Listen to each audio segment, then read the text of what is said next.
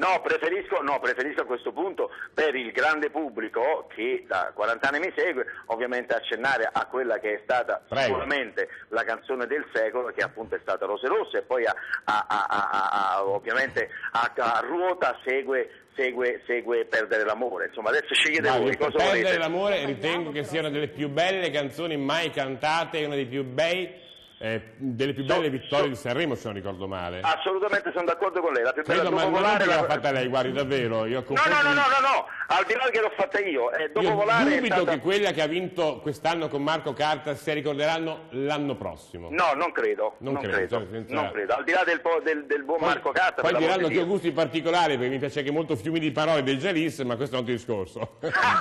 C'ero io quell'anno, c'ero. Ma era bella. C'ero con la vestaglia. Era una bella canzone quella dei Jalis. Non male, assolutamente. Fiumi di parole.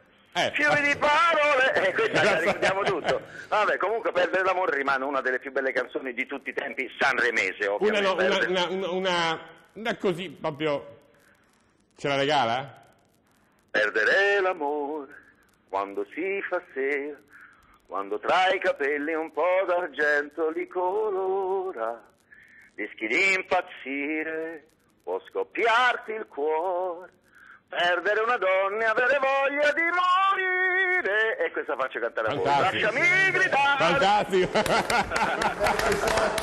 Che bella canzone.